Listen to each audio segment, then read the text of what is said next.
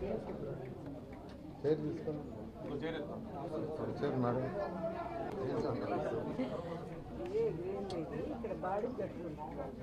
బాడీగా feeling అంటే మన ఇక్కడ ఫిషరీస్ కాబట్టి మీసేవాళ్ళు మేడం అడుగున్నాం.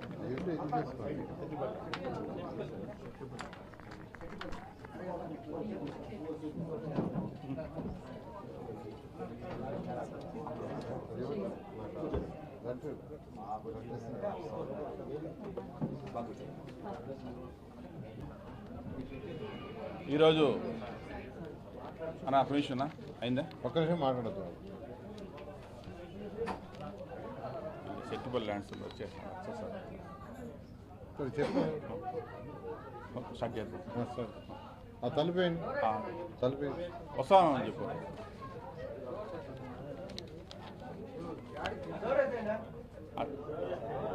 రోజు సెట్టిబుల్ ల్యాండ్ నా స్టార్ట్ చేద్దాం. నేను చెప్పాను ఇందాక వాళ్ళకి చేస్తా. మళ్ళీ ఎందుకున్నారు? అవును సెట్టిబల్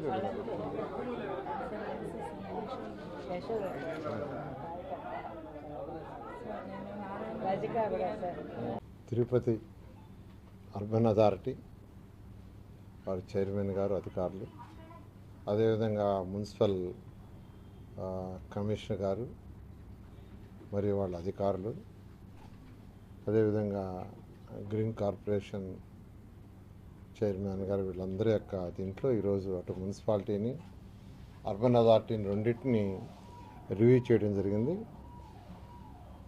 జనరల్గా ఎక్కడైనా ఒక లోకల్ బాడీ, అది మున్సిపాలిటీ కావచ్చు, కార్పొరేషన్ కావచ్చు, నగర పంచాయతీ కావచ్చు, పంచాయతీ కావచ్చు, ఎవరైనా ప్రజలు ఫస్ట్ కోరుకునేది తాగటానికి స్వచ్ఛమైన నీరు. స్వచ్ఛమైన నీరు కానీ లేకుండా ఉంటే అనేకమైన జబ్బులు వస్తాయి. అందువల్ల ప్రతి ఒక్కరు కోరుకునేది మొదట స్వచ్ఛమైన నీరు, తర్వాత వాళ్ళ ఇంటికి పోవటానికి రోడ్డు, తర్వాత కోరుకునేది రోజు యూజ్డ్ వాటర్, ఏదైతే బాత్రూంలో కానీ, టాయిలెట్స్లో కానీ, కిచెన్లో కానీ వచ్చిన వాటర్ని రోజు బయటికి పంపించేసే వ్యవస్థ, తర్వాత లైట్లు. ఇవి బేసిక్గా ఫస్ట్ కోరుకుంటారు. అంటే వర్షాలు వచ్చినప్పుడు నీళ్లు పోవటం. ఇవి అయిన తర్వాత అనేకమైన అవి వాళ్ళు కోరుకుంటారు. పార్కులు కావచ్చు, లేదా ఫ్లైఓవర్లు కావచ్చు, కమ్యూనిటీ హాల్స్ కావచ్చు, ఇలా రకరకాలుగా కోరుకుంటారు. కానీ బేసిక్గా ఇవి ఇంపార్టెంట్. అయితే గత ప్రభుత్వం కొన్ని విషయాల్ని మర్చిపోయింది. ఇక్కడ తొడా టవర్స్ అని కట్టారు, అది ఆఫ్ కట్టి వదిలేశారు. ఉన్న డబ్బులు దానికి ఖర్చు చేస్తారు. ఉన్న డబ్బులు తీసుకుని దానికి ఖర్చు చేశారు. పోనీ అది పూర్తి చేశారంటే అది చేయలేదు. పూర్తి చేసిన దాంట్లో నుంచి కొంత ఇన్కమ్ వచ్చేది. ఇది కరెక్ట్ కాదు. ఎందుకంటే దాన్ని పీపీపీ మోడల్లో ఇచ్చేస్తుంటే ప్రభుత్వానికి ఒక పైసా ఖర్చు అయ్యేది కాదు, ప్రభుత్వానికి కొంత డబ్బులు వచ్చిండేవి. ప్రభుత్వానికి పీపీ మోడల్ ఎవరికైనా ఇచ్చినా 50%, 45%, 60%, 55% టెండర్ పెడితే వచ్చిండేది. ఆ రేషియో మనకు వచ్చిండేది. ఆ పని పూర్తి అయిపోయిండేది. అటు అర్బన్ అథారిటీకి డబ్బులు వచ్చిండే. ఆ డబ్బులతో అంటే మళ్ళీ వాళ్ళు రోడ్లు, లైట్స్, డ్రింకింగ్ వాటర్, అనేక ఇన్ఫ్రాస్ట్రక్చర్ ఇచ్చిండేవాడు. అందుకనే ఇప్పుడు రాష్ట్రంలో 123 మున్సిపాలిటీస్ ఉంటే 123 మున్సిపాలిటీస్లో అక్కడ ఉన్న మున్సిపాలిటీస్ కావచ్చు, అథారిటీస్ కావచ్చు, అర్బన్ అథారిటీస్ అందరికి ఇచ్చిన ఇన్స్ట్రక్షన్ ఏంటంటే ప్రజలకు అవసరమైన బేసిక్ ఇన్ఫ్రాస్ట్రక్చర్ని కంప్లీట్ చేయాలి. Drinking water high priority. దానికి అమృత 2.2 స్కీమ్ వచ్చింది కేంద్ర ప్రభుత్వం. త్వరలో టెండర్స్ ఫైనలైజ్ చేస్తున్నాం. దాని ద్వారా ప్రతి ఇంటికి రాబోయే 3 సంవత్సరాల్లో ట్యాప్ కనెక్షన్ ఇస్తాం. స్వచ్ఛమైన వాటర్, సర్ఫేస్ డ్రాయింగ్ వాటర్. అది భూమిలో నుంచి బోరేసి కాదు, బోరేసి తీయటం వల్ల వర్షాకాలంలో ఆ బోర్లోకి చుట్టుపక్కల ఉన్న వాటర్ పోవటం వల్ల ఇన్ఫెక్షన్స్ వస్తున్నాయి. అందుకని సర్ఫేస్ వాటర్, నదులలో నుంచి, చెరువుల్లో నుంచి సర్ఫేస్ వాటర్ తీసుకుని దాన్ని ట్రీట్ చేసి ఇవ్వాలని ముఖ్యమంత్రి గారు ఆదేశించారు. అది అమృత్ 2.0 కేంద్ర ప్రభుత్వం, రాష్ట్ర ప్రభుత్వం, మున్సిపాలిటీస్ ముగ్గురు యొక్క ఫండ్స్తో అది చేస్తూ రాబోయే 3 సంవత్సరాల్లో ప్రతి ఇంటికి ట్యాప్ కనెక్షన్ ఇవ్వబోతున్నాం. ఈ అమృత స్కీము ఇప్పుడుది కాదు, గత ప్రభుత్వంలో ఎప్పుడో కేంద్ర ప్రభుత్వం శాంక్షన్ చేస్తే వాళ్ళు ఫస్ట్ ఇన్స్టాల్మెంట్ ఇస్తే స్టేట్ మ్యాచింగ్ ఇవ్వక అది ఆగిపోయింది. 8,500 కోట్ల రూపాయలు. అది అంతా ఇంత కాదు. నిజంగా 8,500 కోట్లు కనుక ఖర్చు పెట్టుంటే ఈరోజు రాష్ట్రంలో ఉన్న ప్రతి ఇంటికి ట్యాప్ కనెక్షన్ ఉండేది. ఫస్ట్ ఇన్స్టాల్మెంట్ వాళ్ళు ఇచ్చారు, మ్యాచింగ్ స్టేట్ గవర్నమెంట్ ఇవ్వాల, అది వాడేశారు, ఆ ప్రాజెక్ట్ ఆగిపోయింది. దాంట్లో చాలా చక్కగా పెట్టారు. అదేవిధంగా 2019 ఫిబ్రవరి నెలలో, అంటే నేను అప్పుడు మంత్రిని, అప్పుడు ఏషియన్ ఇన్ఫ్రాస్ట్రక్చర్ ఇన్వెస్ట్మెంట్ బ్యాంక్ ద్వారా 5,350 కోట్లు శాంక్షన్ ఇచ్చాం. అది కూడా డ్రింకింగ్ వాటర్కే. ఆ ప్రాజెక్ట్ కంప్లీట్ అయిపోయినా చక్కగా ప్రతి ఇంటికి వాటర్ వచ్చింది. అది వాళ్ళు ఏషియన్ ఇన్ఫ్రాస్ట్రక్చర్ ఇన్వెస్ట్మెంట్ బ్యాంక్ కూడా ఫస్ట్ ఇన్స్టాల్మెంట్ ఇచ్చారు. రాష్ట్ర ప్రభుత్వం దానికి మ్యాచింగ్కి వదిలేసింది. అంటే గత రాష్ట్ర ప్రభుత్వానికి ప్రయారిటీ లేదు. ప్రజలు ఒక దగ్గర ఇల్లు కట్టుకున్నారంటే వాళ్ళు ఏమడుగుతారు, ఆ ప్రయారిటీ లేదు. అందుకనే 8,500 కోట్లు వచ్చిన ప్రాజెక్ట్ని వదిలేశారు, 5,350 కోట్ల ప్రాజెక్టు వదిలేశారు. మళ్ళీ ఈ ప్రభుత్వం రాగానే ఈ యొక్క ఏదైతే ప్రాజెక్టులు ఉండే ఆ ప్రాజెక్టులు రివైజ్ చేయించాము. ఏషియన్ ఇన్ఫ్రాస్ట్రక్చర్ ఇన్వెస్ట్మెంట్ బ్యాంక్ అనేది 5,350 కోట్లు మన జూన్కి అయిపోయింది టైం. గత జూన్కి అయిపోయింది, క్లోజ్ అయిపోయింది. మళ్ళా ముఖ్యమంత్రి గారు కేంద్రంతో మాట్లాడి దాన్ని రివైజ్ చేయించారు. దాన్ని కూడా ఈ నెలలో ఫైనలైజ్ చేస్తున్నాం. అదేవిధంగా స్వచ్ఛ భారత్ కింద 3,000 కోట్లు శాంక్షన్ చేసి కేంద్ర ప్రభుత్వం ఫస్ట్ ఇన్స్టాల్మెంట్ 250 కోట్లు ఇస్తే రాష్ట్ర ప్రభుత్వం దానికి మ్యాచింగ్ ఇవ్వాలంటే ఇవ్వక అది కూడా ఆగిపోయింది. దాన్ని కూడా ఇప్పుడు రివైజ్ చేసి అన్ని మున్సిపాలిటీస్కి ఈరోజు మున్సిపాలిటీలో ఉన్న చెత్త లెగసీ 123 మున్సిపాలిటీస్లో 85 లక్షల టన్నుల చెత్త మిగిలిపోయింది. ఇది సర్ఫేస్ లెవెల్కి. మళ్ళీ సర్ఫేస్ లెవెల్ కింద 20 లక్షలు ఉంది. ముఖ్యమంత్రి గారు గత అక్టోబర్ 2వ తేదీ మచిలీపట్నంలో స్వచ్ఛాంధ్ర స్వచ్ఛ భారత్ యొక్క మీటింగ్ జరిగేటప్పుడు శనివారం నాకు ఆదేశించారు, మంత్రి గారు మీకు ఆదేశిస్తున్నాను 2025 అక్టోబర్ 2వ తేదీకి 85 లక్షల లెగసీ చెత్తని తరలించాలంటే నిన్నటి వరకు 73 లక్షలు తరలించారు అధికారులు. 73 లక్షలు పూర్తి అయిపోయింది. రేపు అక్టోబర్ 2వ తేదీకి 85 లక్షలు పూర్తి చేస్తున్నాం.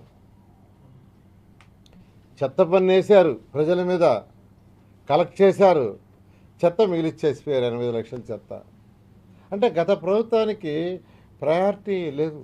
ఒక పక్క ఎన్జిటి సుప్రీంకోర్టులు ముటికాయలు వేస్తున్నాయి, వీటిలన్నిటిని క్లీన్ చేయండి, వీటి వల్ల అనేక రోగాలు ప్రజలకు వస్తున్నాయి అంటే గత ప్రభుత్వానికి అసలు పట్టించుకోవాలా. కానీ ఈ ప్రభుత్వం రాగానే కేవలం 1 ఇయరే ఇచ్చారు మా ముఖ్యమంత్రి గారు. నాకు ముఖ్యమంత్రి గారు 1 ఇయర్లో క్లియర్ చేయాలని ఆదేశించారు. దాని ప్రకారం టెండర్లు పిలిచాం. ఎంతో వేగవంతంగా రోజుకి 65,000 టన్నుల లెగసీని బయటకు పంపించే మిషన్లు వచ్చేస్తున్నాయి. రేపు అక్టోబర్ 2వ తేదీకి ఎటువంటి పరిస్థితుల్లో కూడా 85 లక్షలు పూర్తి చేయడం జరుగుతుంది. ఆ తర్వాత గ్రౌండ్ కంటే కింద 1 అడుగు 2 అడుగులు 3 అడుగుల్లో ఎంత ఉందో డ్రోన్ల ద్వారా సర్వే చేసి దాన్ని కూడా డిసెంబర్ 31 పూర్తి చేయాలని ముఖ్యమంత్రి గారు ఆదేశించారు. ఆ విధంగా చేసి పరిశుభ్రమైన నగరాలుగా చేస్తున్నాం.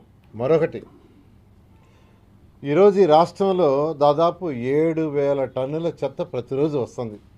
123 మున్సిపాలిటీస్లో 7,000 టన్నులు. డెవలప్డ్ కంట్రీస్ చాలా స్టడీ చేశాను నేను. చైనా కావచ్చు, రష్యా కావచ్చు, జపాన్ కావచ్చు, సింగపూర్ కావచ్చు, మలేషియా కావచ్చు, అష్కాబాద్, ఆస్టానా, వాటిల్లో ఎలా చేస్తున్నారంటే మెజారిటీ కంట్రీస్లో వేస్ట్ ఎనర్జీ ప్లాంట్స్ వాడుతున్నారు.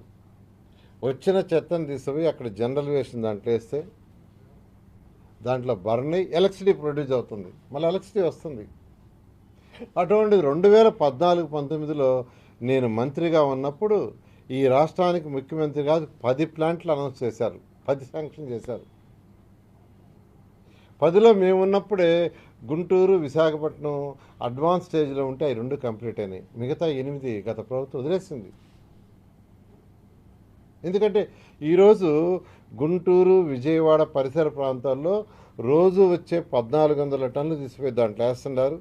అక్కడ బర్న్ అవుతుంది, ఎలక్ట్రిసిటీ వస్తుంది. ఎక్కడ డంప్ యార్డ్స్ లేవు. విశాఖపట్నం పరిసర ప్రాంతాల్లో కూడా రోజు 1400 టన్నులు ఆ యొక్క వేస్ట్ ఎనర్జీ ప్లాంట్లు వేస్తున్నారు. బర్న్ అయిపోతుంది, ఎలక్ట్రిసిటీ ప్రొడ్యూస్ అవుతుంది. ఎక్కడ డంప్ యార్డ్స్ లేవు. అలాంటి గత ప్రభుత్వం 10లో 8 వదిలేసింది. మళ్ళా ఈ ప్రభుత్వం రాగానే మరొక 6 టేకప్ చేస్తున్నాం. దానికి కాకినాడ, నెల్లూరు, కడప, అనంతపురం టెండర్లు అయిపోయినాయి 4. మరొక 2, ఒకటి తిరుపతిలోను, మరొకటి విజయవాడ. అంటే గుంటూరు, విజయవాడ కలిపి ఆ రోజు పెట్టాం. ఈరోజు అక్కడ 1400 ఎక్సెస్ అయిపోయింది. అందులో విజయవాడలో మరొక 1000 టన్నులతోనూ, అదేవిధంగా తిరుపతిలో ఒక 600 టన్నులతోనూ శాంక్షన్ చేసాం. అవి 2 కూడా త్వరలో టేకప్ అవుతాయి. అవి చేయాలంటే 2 సంవత్సరాలు పడుతుంది. ప్రాజెక్టు ముందుకు రావాలంటే ఎందుకంటే ఈచ్ ప్రాజెక్టు యొక్క కాస్ట్ 350 కోట్ల నుంచి 450 కోట్లు పెట్టాలి పెట్టుబడి వాళ్ళు. ఇలా ఈ రాష్ట్రాన్ని నిజమైన స్వచ్ఛాంధ్ర, స్వచ్ఛ భారత్ చేయడానికి ఈరోజు మున్సిపల్ శాఖ చేస్తుంది. High priority. ఈరోజు అధికారులకి, అటు అర్బన్ అథారిటీ అధికారులకైనా మున్సిపల్ కమిషనర్కైనా ఇచ్చింది ఏంటంటే ప్రజలకి నిత్యావసరాలైనటువంటి బేసిక్ ఇన్ఫ్రాస్ట్రక్చర్, మీరు డ్రింకింగ్ వాటర్కి ప్రయారిటీ ఇవ్వండి. Next road, drains, lights. Drains అంటే రోజు యూజ్ చేసే వాటర్ బయటికి ట్రీట్ చేసి పంపించడం, వర్షాకాలం వస్తే నీళ్లు ఫ్రీగా పోవటం. దానికి హై ప్రయారిటీ అని ఈరోజు చెప్పడం జరిగింది. అదేవిధంగా ఏదైతే తొడా వాళ్ళు ఒక టేకప్ చేశారో ఆ ప్రాజెక్టు ఇన్కంప్లీట్గా ఆగిపోయింది. అది కూడా రేపు జూన్కి కంప్లీట్ అయ్యేటట్టుగా ఆ కాంట్రాక్టర్తో మాట్లాడాం. అవసరమైతే కొంత లోన్ రైజ్ చేసి ఇమీడియట్గా దాన్ని జూన్కి కంప్లీట్ చేసేసి ఎటువంటి పరిస్థితుల్లో కూడా జూన్ నెలాఖరాకి తొడా ఆఫీస్ని తొడా వాళ్ళు టేకప్ చేసిన ఆ ప్రాజెక్టుని 100% కంప్లీట్ చేయడం జరుగుతుంది. అదేవిధంగా మున్సిపల్ కార్పొరేషన్ కూడా ఒక బిల్డింగు టేకప్ చేసి అది కూడా మధ్యలో ఆగిపోయింది. దాని గురించి కూడా అడిగారు. అది కూడా ఎలా చేయాలనేది ఆలోచిస్తున్నా. దానికి కూడా ఫండ్స్ ఏ విధంగా చేయాలి. ఎందుకంటే ఈరోజు ఖజానా ఖాళీ. గత ప్రభుత్వం 10 లక్షల కోట్లు అప్పు ఇచ్చేసిపోయింది. ఆ అప్పు తీర్చే బాధ్యత వద్దంటే మళ్ళీ ఈ ప్రభుత్వాన్ని. ఈ ప్రభుత్వం అందంటే ప్రజలే, మనం అందరం కట్టే ట్యాక్సుల్లోనే దానికి తీరుస్తున్నాం. అట్ ది సేమ్ టైం ప్రజలకి ఎలక్షన్స్కి ముందు ఎన్డీఏ ప్రభుత్వం అనేక ప్రామిస్ చేసింది మేనిఫెస్టోలో. ఆ మేనిఫెస్టోలో ఒక్కొక్కటి తీరుస్తూ వస్తున్నాం. దాదాపు మెజారిటీ తీర్చాం. సూపర్ 6 ఏదైతే ఉన్నాయో మెజారిటీ అంటే పెన్షన్స్ 3,000 నుంచి 4,000 చేస్తూ ఉన్నాం. వికలాంగులకు 6,000 చేసాం. అదేవిధంగా కిడ్నీ పేషెంట్స్ అంటే 10,000 చేసాం. బెడ్ మీదే ఉండి అటెండర్ సపోర్ట్ కావాల్సిందే 15,000 చేసాం. ఇవన్నీ డబ్బులుండి కాదు, మేనిఫెస్టోలో చెప్పాం, ప్రజలకు మాట ఇచ్చాం చేయాలనే ఉద్దేశంతో. అదేవిధంగా మహిళలకు 3 ఉచిత గ్యాస్ సిలిండర్లు అది ఇచ్చాం. దానికి కూడా డబ్బులు లేవు. తల్లికి వందనం కింద ఒకే రోజు 10,000 కోట్ల రూపాయలు 10,000 కోట్ల రూపాయలు 65 లక్షల మంది పిల్లలకి వేశారు. అది కూడా డబ్బులుండి కాదు, ప్రజలకు మాట ఇచ్చాను చెయ్యాలి.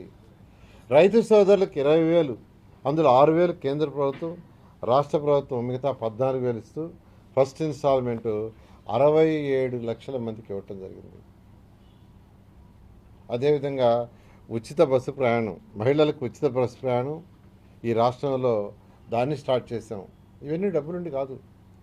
ఎలక్షన్స్కి ముందు మేనిఫెస్టోలు ఏది పెట్టామో మాట ఇచ్చామో చేయాలనే ఉద్దేశంతో 1 by 1 ఈ రాష్ట్ర ప్రభుత్వం చేస్తూ at the same time development కూడా ఉండాలి. డెవలప్మెంట్ లేకుండా ఉంటే యువత భవిష్యత్తు అంధకారం అవుతుంది. యువతకు భవిష్యత్తు ఉండాలంటే ఇండస్ట్రీస్ రావాలి. ఇండస్ట్రీస్ వస్తేనే వాళ్ళకి ఉద్యోగాలు వచ్చాయి. ఇండస్ట్రీస్ వస్తేనే రాష్ట్ర ఆర్థిక స్థితి పెరుగుతుంది. జిఎస్టీలు పెరుగుతాయి, అనేక ట్యాక్సులు వస్తాయి. వాటి ద్వారా రాష్ట్రం యొక్క ఆర్థిక స్థితి పెరుగుతుంది. రాష్ట్రం యొక్క ఆర్థిక స్థితి పెరిగితే అటు సంక్షేమాలు చేయొచ్చు, డెవలప్ చేయొచ్చు. కాబట్టి ఈరోజు ముఖ్యమంత్రి గారు సంక్షేమాలు డెవలప్మెంట్ రెండింటిని ప్యారలల్గా తీసుకుంటున్నారు. అందుకనే అనేక కంపెనీలు రాష్ట్రానికి ఇన్వైట్ చేశారు. గత ప్రభుత్వం చేసిన అరాచకాల వల్ల, వాళ్ళ పాలసీల వల్ల ఎంతోమంది రాష్ట్రం నుంచి ఇండస్ట్రీస్ వెళ్ళిపోయారు, ఎవరు రాలా. అయితే మా ముఖ్యమంత్రి గారి మీద ఉన్న నమ్మకంతో ఈరోజు ఎంతోమంది వస్తున్నారు, ముందుకు వస్తున్నారు. వాళ్ళందరికీ యాక్చువల్గా ల్యాండ్స్ ఇస్తున్నాం, బేసిక్ ఫెసిలిటీస్ ఇస్తున్నాం, సబ్సిడీస్ ఇస్తున్నాం. అయితే ఏ ఇండస్ట్రీ రావాలన్నా minimum 1.5 year, 2 years, 3 years, 4 years పడుతుంది. ఇండస్ట్రీస్ అంటే ఏదో ఒక రోజు 2 రోజుల్లో పెట్టలేరు. It is a long process. ముఖ్యమంత్రి గారి యొక్క విషయం ఎప్పుడు లాంగ్గా ఉంటుంది, లాంగ్గా ఆయన ఆలోచిస్తాడు. అందువల్ల ఈరోజు ఈ రాష్ట్రాన్ని అనేక ఇబ్బందులున్నా ముఖ్యమంత్రి గారికి ఉన్న అపార అనుమతితో ముందుకు తీసుకుపోతున్నారు. ఈ నేపథ్యంలో నా శాఖకు సంబంధించి యాక్చువల్గా ఎన్ని ఇబ్బందులున్నా ఈరోజు 1 by 1 చేసుకుంటూ వస్తున్నాం. ఇక్కడ మాస్టర్ ప్లాన్ ఒకటి ఫైనలైజ్ చేయాల్సి ఉంది, అది కూడా యాక్చువల్గా త్వరలో చేస్తారు. తర్వాత సెట్టిపల్లి విలేజ్ యొక్క ల్యాండ్స్ గురించి యాక్చువల్గా నేను ఇందాకనే యాక్చువల్గా మంత్రి గారితో కూడా మాట్లాడాను. ఫైల్ వీలైన తొందరలో క్లియర్ చేయమని. వాళ్ళు కూడా యాక్చువల్గా నాకు వచ్చారు, నన్ను అడిగారు. నేను అదే చెప్పాను, మీరు అడగకముందే నేను లోపల యాక్చువల్గా అధికారులతో రివ్యూ చేస్తూ మంత్రి గారు, రెవెన్యూ మంత్రి గారు అనగారు సత్యప్రసాద్తో మాట్లాడటం, ఆయన ఇమీడియట్గా క్లియర్ చేస్తానన్నాడు. అదేవిధంగా తొడా టవర్స్ అయితే జూన్ ఎండింగ్కి ఎటువంటి పరిస్థితుల్లో కూడా తొడా టవర్ కంప్లీట్ అయ్యేట్టుగా దానికి ప్లాన్ చేశాం. అదేవిధంగా ఎల్ఆర్ఎస్ ఇచ్చాం. గత ప్రభుత్వం చేసిన అనేక అవకతవకల్లో లేఅవుట్స్ కానీ బిల్డింగ్స్ కానీ ఇష్టం వచ్చినట్టు కట్టారు. ఒక క్రమ పద్ధతి, ఒక టౌన్ ప్లానింగ్ సిస్టము, ఒక అర్బన్ అథారిటీ అనేది మర్చిపోయారు. అంటే పరిపాలన లేదు. నేను ఈ మధ్య ఒక టౌన్లో సర్వే చేయిస్తే, ఒక టౌన్లో డోర్ టు డోర్ సర్వే చేయించాను.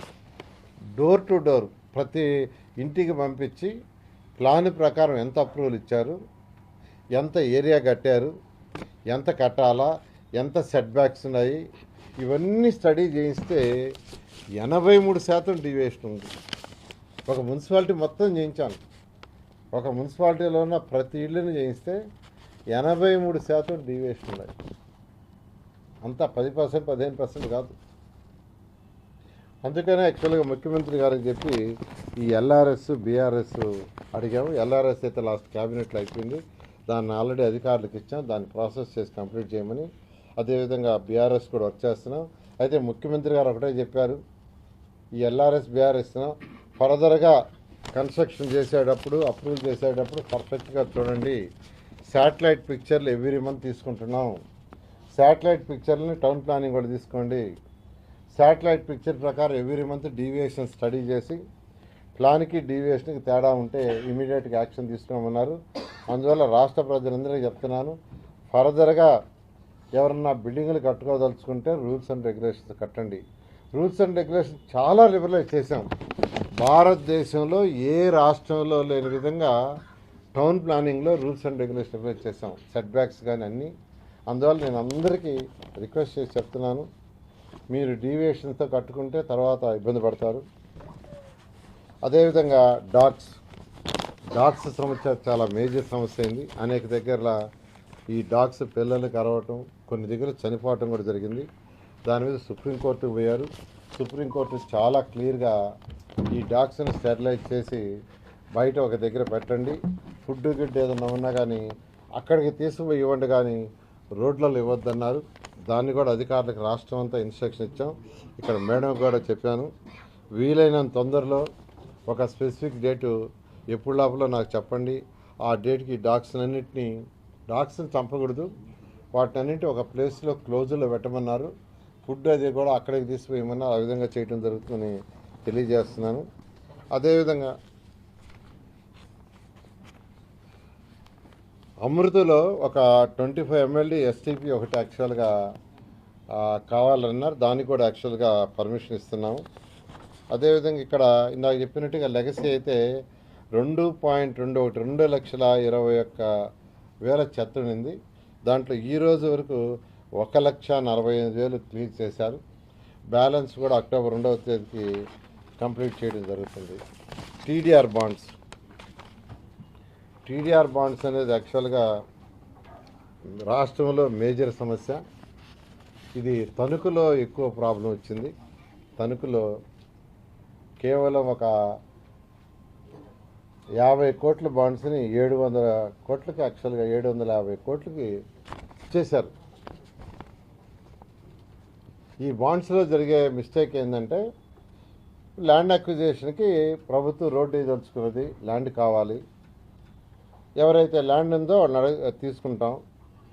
తీసుకునేటప్పుడు బాండ్స్ 4 రెట్లు ఇస్తాం అక్కడ వాల్యూకి, అక్కడ ఉన్న రిజిస్ట్రేషన్ వాల్యూకి, ఆ సర్వే నెంబర్లో ఉన్న రిజిస్ట్రేషన్ వాల్యూకి.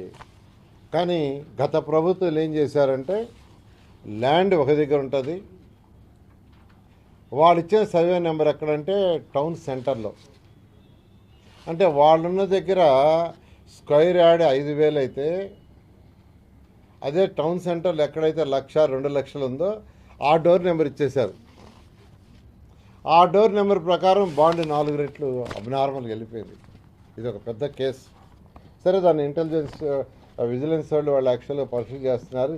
ఏదేమైనా ప్రజలు ఇబ్బంది పడకూడదని దానికి కూడా కోర్టుకు పోవడం జరిగింది. వాళ్ళు కోర్టుకు పోతే కోర్టు ఏమి ఇచ్చిందంటే ఒరిజినల్ వాల్యూ ఎంత ఉందో దాని ప్రకారం ఎవరైతే ఒప్పుకుంటారో వాళ్ళకి ఇచ్చేయమన్నారు. దాని ప్రకారం తణుకు బాండ్లు కూడా అంటే రియల్ వాల్యూకి చాలామంది క్లియర్ చేసి ఇంకా క్లియర్ చేయాలా. ఇక్కడ తిరుపతిలో మొత్తం ఈ ప్రభుత్వం వచ్చేటప్పటికి 1000 ఈ రోజు వరకు పెండింగ్ కానీ వచ్చినాయి కానీ 1077 ఉన్నాయి. అందులో 709 ఇష్యూ చేశారు. 360 బాండ్లు ఇంకా ఇవ్వాలి. ఈ 368లో కూడా లీగల్ సమస్యలు ఉండే 59 ఉన్నాయి. ఆ లీగల్ సమస్యలు పూర్తయితే అవి ఇస్తారు. అదేవిధంగా అబ్రాడ్లో ఉండేవాళ్ళు ఒక 30 మంది ఉన్నారు. అదేవిధంగా స్క్రూటినీలో అధికారుల దగ్గర స్క్రూటినీలో మరొక 40 ఉన్నాయి. ఒక 162 పెండింగ్ ఉన్నాయి. ఇవన్నీ కూడా వీలైనంత తొందరలో క్లియర్ చేయమని చెప్పాను. రాష్ట్రంలో విశాఖపట్నం, గుంటూరు, తిరుపతి ఈ మూడిట్లోనే ఎక్కువగా టీడీఆర్ బాండ్లు బ్యాలెన్స్ ఉన్నాయి. మిగతా దగ్గరలంతా అయిపోయినాయి. ఈ మూడింటిని కూడా స్పెషల్ డ్రైవ్ చేస్తున్నాం. వీలైనంత తొందరలో వీటిని కూడా క్లియర్ చేయడం జరుగుతుంది. అయితే ఒకటి ప్రజలకు నేను చెప్పేది ఏంటంటే ఏదైతే వాళ్ళు షార్ట్ ఫాల్స్ వేస్తారో వాటిని వీలైనంత తొందరలో క్లియర్ చేసుకోవాల్సిందిగా నేను తెలియజేస్తున్నాను. ఈ విధంగా ఈరోజు అటు మున్సిపల్ అర్బన్ అథారిటీ యొక్క తిరుపతిని గురించి డిస్కస్ చేయడం జరిగింది.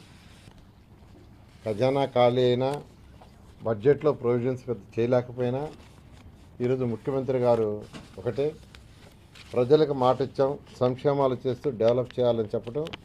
దానికి ఈరోజు ఎన్డీఏ ప్రభుత్వం ఈ రాష్ట్రంలో ఉండేది, అటు కేంద్రంలో కూడా ఎన్డీఏ కేంద్ర ప్రభుత్వంతో కూడా ఈరోజు కోఆర్డినేట్ చేసుకుంటూ ఈరోజు మున్సిపాలిటీ చేస్తున్నాం. ఖచ్చితంగా రాబోయే 3 సంవత్సరాల్లో ఈ మున్సిపాలిటీలో బేసిక్ ఇన్ఫ్రాస్ట్రక్చర్ అన్నిటికీ ఇవ్వడం జరుగుతుంది. సుడా మీద విజిలెన్స్ నివేదిక పూర్తి చాలా కాలం ఇప్పటి వరకు ఎలాంటి చర్యలు తీసుకోలేదు. క్రిమినల్ కేసులు పెట్టారా లేకపోతే ఏసీబీ కేసులు వైపుతారా? యాక్చువల్గా స్టడీ చేసి దాని మీద అవసరమైతే ఏసీబీనా లేదంటే విజిలెన్స్ అనేది తీసుకొని చేస్తాం. తణుకు తరహాలో తిరుపతి టీడీఆర్ బాండ్స్లో అవకతవకలు అంటే తణుకులాగా ఇక్కడ యాక్చువల్గా అవి రాలేదండి. యాక్చువల్గా ఇక్కడ చేయించాము 1 or 2 వెరీ ఫ్యూ వచ్చినాయి యాక్చువల్గా. అందుకనే ఒక్కొక్కటి స్టడీ చేస్తూ వాళ్ళు జాగ్రత్తగా లాంటి వరకు అన్ని ఇచ్చేసేవాళ్ళు. అటువంటి నేను ఉన్నాయనేది కమిషనర్ గారు కొద్దిగా చూసి చేస్తాను సార్, మీరు మరీ తొందర పెట్టబాకండి. ఎందుకంటే నేను ఆల్మోస్ట్ కాన్ఫరెన్స్లో చేస్తూ ఉంటాను. ఒక తిరుపతి వరకు కొద్దిగా టైం ఏంటి ఇవన్నీ కంప్లీట్ చేస్తాను. వాళ్ళు ఫస్ట్ రాగానే తీసుకున్నది టీడీఆర్ బాండ్లు యాక్చువల్గా ఇష్యూ, దాన్ని కూడా వీలైన తొందరలో చేస్తాను. రిజిస్ట్రేషన్ వాల్యూ పెంచి ఇక్కడ కూడా జరిగింది వ్యవహారం. 2,500 కోట్ల రూపాయల మేర అక్రమాలు జరిగాయి. మన టీడీపీ వాళ్ళే అప్పుడు కమిషనర్ ఛాంబర్లో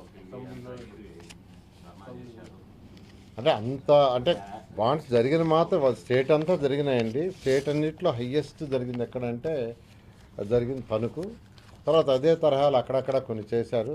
వాటన్నిటి కూడా ఏం చేసామంటే కోర్టు ఏమి ఇచ్చిందంటే ఒరిజినల్ వాల్యూకి ఒప్పుకొని వాళ్ళు చేసుకుంటే చేసుకోమన్నారు, దానికి జీవో కూడా ఇచ్చాం.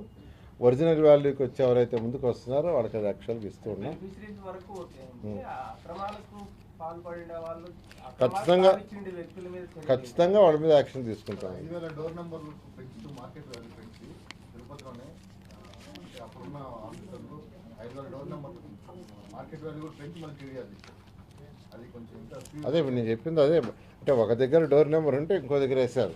యాక్చువల్గా చేసింది అది. ఎక్కువ ఉన్నాయి తిరుపతిలో అంటున్నారు కదా, అంటే 5,000 డోర్ నెంబర్లు పెంచినారు. ఎక్కువ జరిగింది తణుకులు ఎక్కువ జరిగినాయి. యాక్చువల్గా ఇక్కడ జరిగినాయి కొన్ని. ఒకసారి నేను స్టడీ చేసి దాని మీద యాక్షన్ ఇస్తాను.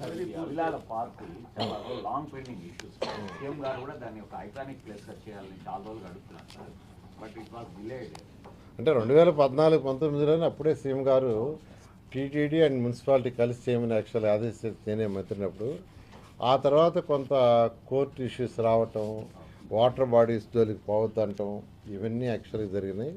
ఇప్పుడు కూడా యాక్చువల్గా డిస్కషన్లు ఏంటంటే ముఖ్యమంత్రి గారు తిరుపతిలో 100 చెరువులను యాక్చువల్గా రెన్యువేట్ చేయాలన్నారు. యాక్చువల్గా దాని మీద డిస్కస్ జరిగింది. నేను మళ్ళీ ఇప్పుడు ఏమి ఇచ్చానంటే అటువంటి ఏముండే అవన్నీ స్టడీ చేసి పెట్టండి, నేను నెక్స్ట్ వచ్చినప్పుడు యాక్చువల్గా మళ్ళీ దాని మీద ఫోకస్ చేస్తాం. తిరుమల వాళ్ళ యొక్క సపోర్ట్ కూడా తీసుకుంటాం. సింగిల్ క్లియరెన్స్ చేశారు సార్, మళ్ళీ టీటీడీ నుంచి కూడా తుడాకి నిధులు బకాయిలు ఉన్నాయని చెప్పి కూడా ఈ రాష్ట్రంలో యాక్చువల్గా అన్ని మున్సిపాలిటీస్కి స్టేట్ గవర్నమెంట్ తరఫున పెండింగ్ ఉన్నాయి, సెంట్రల్ గవర్నమెంట్ నుంచి తిరిగి పెండింగ్ ఉన్నాయి, టీటీడీ లాస్ దగ్గర నుంచి కూడా కొంత పెండింగ్ ఉన్నాయి. ఇవాళ యాక్చువల్గా మేడం గారు కూడా ఇచ్చారు. యాక్చువల్గా సార్ మనకు ఇంకా రావాల్సింది రాలేదు మాట్లాడమని. నేను ఈవో గారితో మాట్లాడతాను అన్నాను. నెక్స్ట్ టైం వచ్చినప్పుడు ఈవో గారితో కూర్చొని డిస్కస్ చేసి ఆ ప్రాబ్లం కూడా సాల్వ్ చేయడం జరుగుతుంది.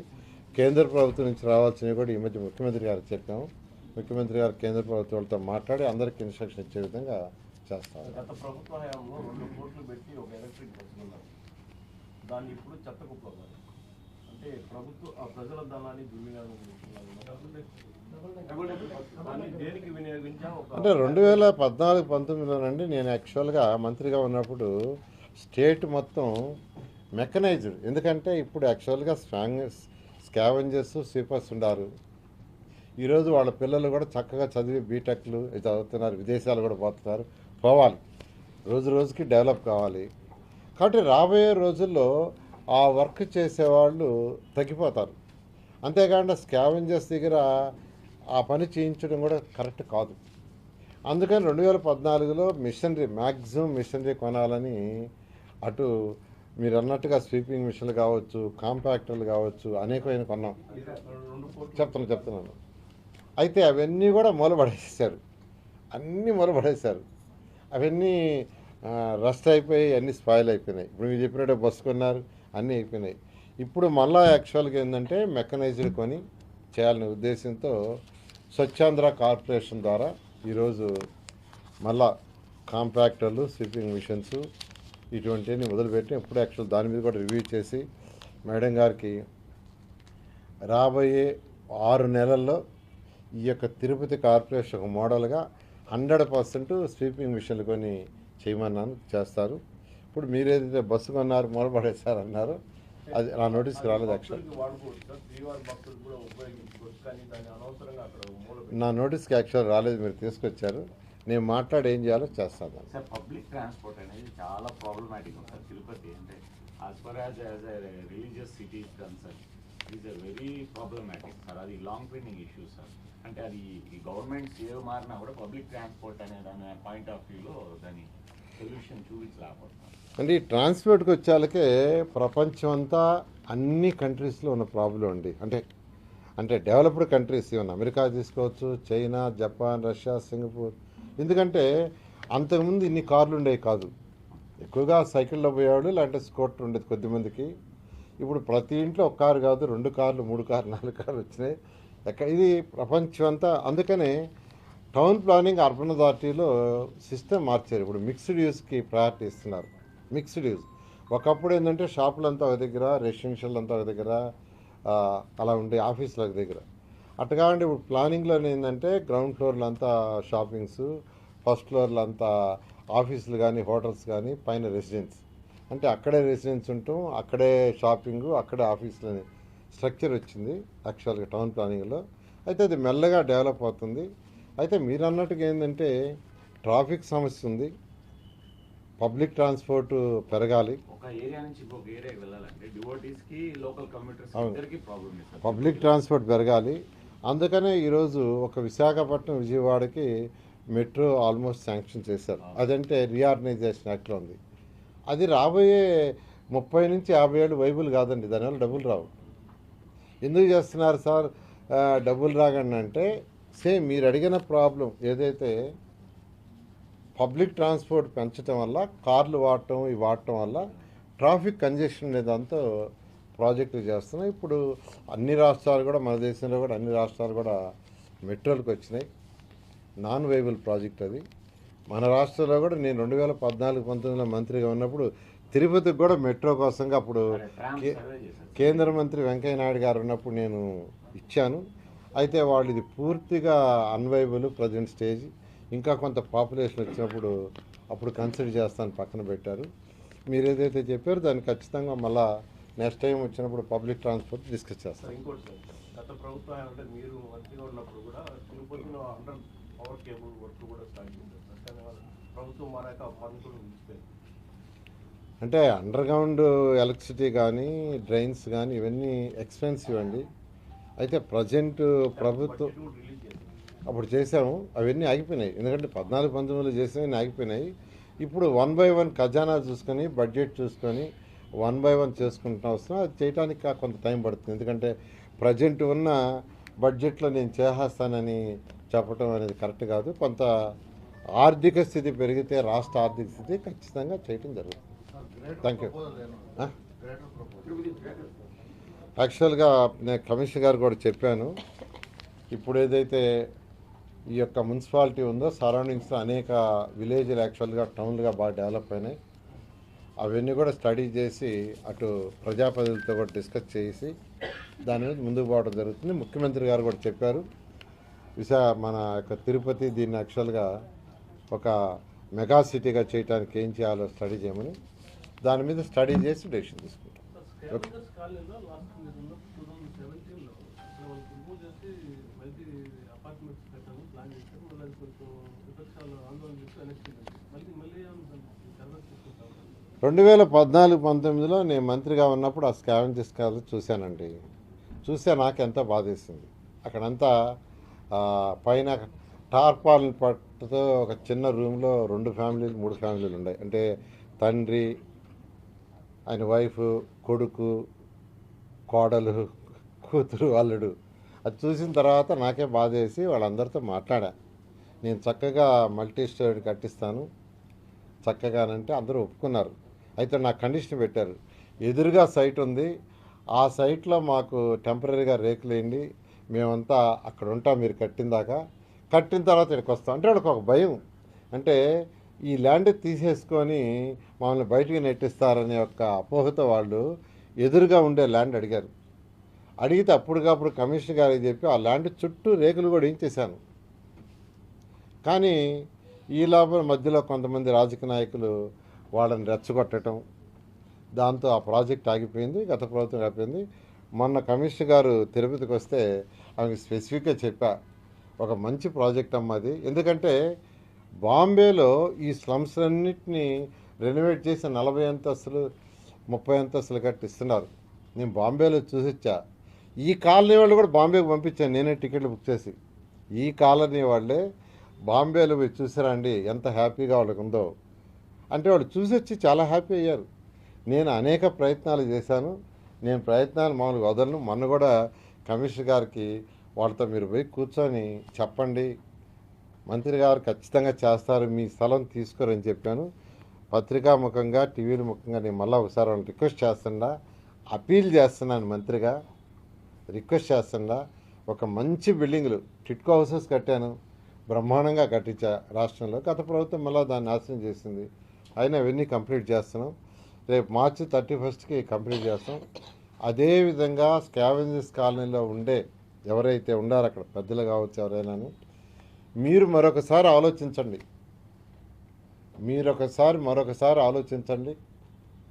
అక్కడ చక్కగా విలేకరులు ఎత్తరిచ్చారు. నేను చాలా హ్యాపీగా ఉండే విలేకరులు ఎత్తరిచ్చాను. నిజంగా రియల్లీ హ్యాపీ. ఎందుకంటే నేను కూడా ఒక తాటాకుల గుడిసెలో ఉండి చదివినాను ఎంఎస్సి. ట్యూషన్స్ కూడా తాటాకు గుడిసెలోనే ఉండి ట్యూషన్స్ చేశాను. నా ట్యూషన్ స్టార్ట్ చేసింది అక్కడ life. I know the difficulty. ఆ యొక్క ఇబ్బంది నాకు బాగా తెలుసు. ఒక పేదవాడిగా నేను అనుభవించినాడు కాబట్టి నాకు తెలుసు. అందుకనే ఆ కాల్ని చూడంగానే ఇమీడియట్గా చేయాలనుకున్నా. బట్ గతంలో పోయింది. ఇప్పటికైనా మీడియా ద్వారా మిమ్మల్ని అందరినీ అపీల్ చేస్తున్న ఆ కాలనీలో ఉండేవాళ్ళందరినీ. కమిషనర్ గారు వస్తారు, ప్రజాప్రతినిధులు కూడా వస్తారు. మీరందరూ పాజిటివ్గా ఆలోచిస్తే చక్కటి బిల్డింగ్ నేను 8 నెలల్లో పూర్తి చేయిస్తా. 8 నెలలే.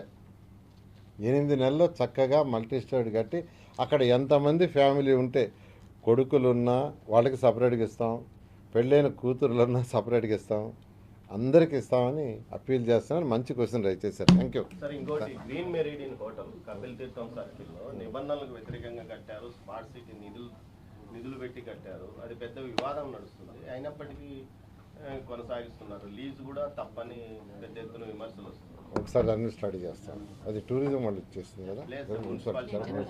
నేను చూస్తాను మీరు చెప్పింది. ఎన్జిఓ ఏపీ అక్కడ ఎన్జిఓ కాలనీ ల్యాండ్ ఆక్యుపై చేసి కట్టారు. ఆ బిల్డింగ్ ను పడగొట్టాలని చెప్పినప్పటికీ కూడా పట్టించుకోవడం లేదు. ఖచ్చితంగా దాన్ని తీసుకు